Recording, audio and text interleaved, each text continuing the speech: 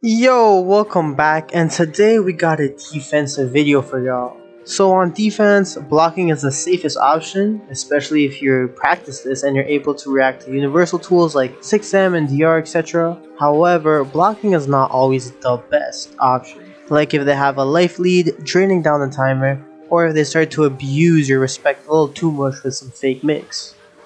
You eventually do want to escape so you can start winning the battle instead of staying there all day. Now, if their pressure sucks and they just true string with assist, then try to use a 6M or DR at the end when they run out of options. This is easy to deal with. But if you're facing someone that's seen my advanced pressure guide and has very good pressure, how do we escape that? Here are the top 5 ways to escape pressure and turn the tables on your side. At number 5 we have Mash and Vanish. Mashing is the worst option here because this is the first thing people look out for during pressure, so they can easily frame trap them for high damage. This is the whole point of delaying buttons on offense, so the defender thinks there's space to mash, but then get exploded easily. However, mashing does have its place. If you've done well to block your opponent and they start to think they need to mix you solo, change up your own defensive tempo by mashing after a while. Areas when the attacker want to try and solo mix occur commonly when they run out of assist and you've blocked through a whole string, or right after 5L where people like to DR, 6M, etc. Also, if you start noticing obvious pressure patterns like they always do 2M, 2M, call this out with a mash of your own next time. Vanish is a bit better because it's framed for invul, so it comes out in a smaller window that mashes can't, but it does cost a bar, is reactable with their own Vanish, can still be frame trapped normally anyways as long as they're tight with their frame traps, and can be countered if they just decide to wait. So keep mashes as callouts and don't rely on them.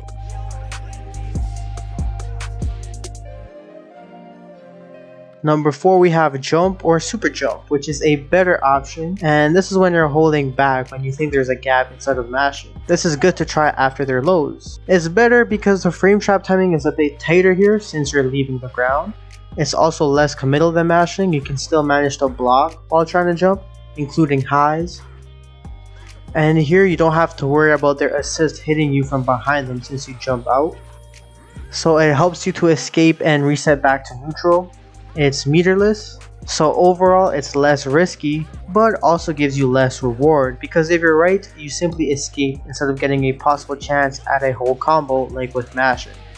Now there are 2 ways to advance this. If you notice you successfully jumped out, you can add a JS or any downward hitting move, and even an assist to try and counter depending on the type. Defensive assists are really good here. Or what's really useful is while blocking, you hold S at the start of their string.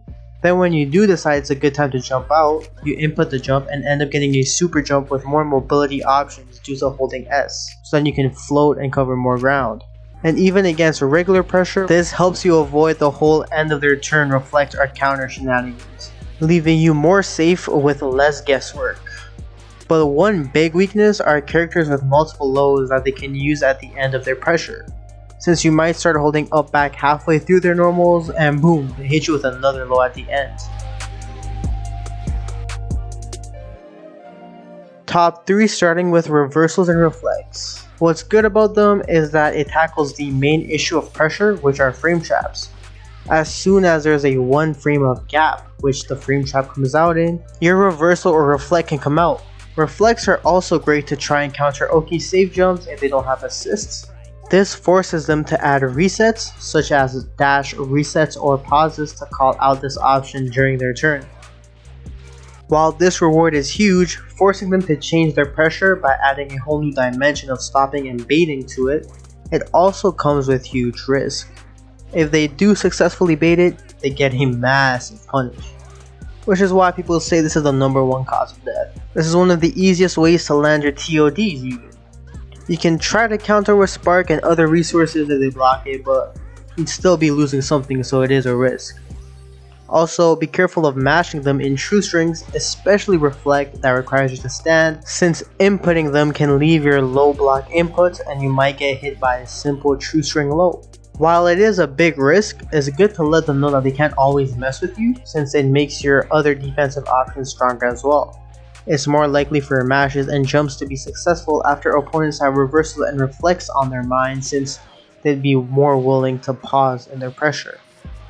And if you're really smart and reading your opponents, this is when you can further the layers of your mind games and win this pressure war, even while just being on defense if you can get them to keep making the wrong calls.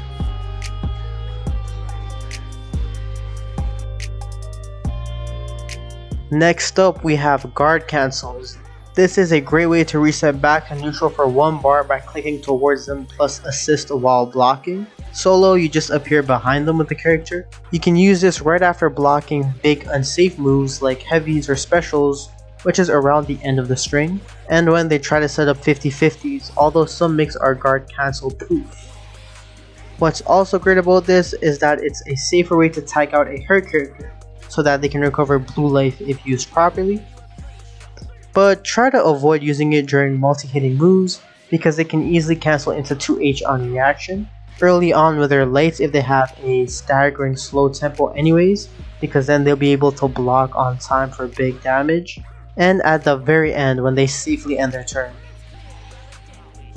If you use this rarely, you could try to catch them off guard when they first get a turn started and aren't thinking about it, and have a very sped up tempo. But guard cancel Vanish, done by pressing forward and Vanish while blocking, counteracts that, and you can use it pretty much whenever you want since it's much stronger. And it's also a great way to escape plus frame Vanish situations like after a beat.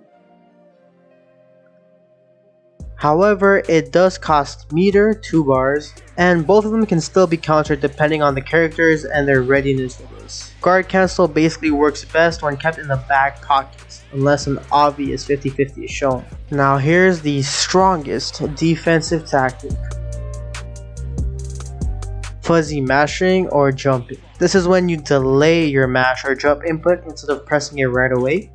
For example, with 2L5L frame trap and 2L5L grab, a normal input gets beaten by the frame trap, of course, but this same input can counter the grab. However, if you delay this input, it covers both. The block stun keeps you blocking without it coming out, but when there's a bigger gap like a grab, the delayed input now comes out.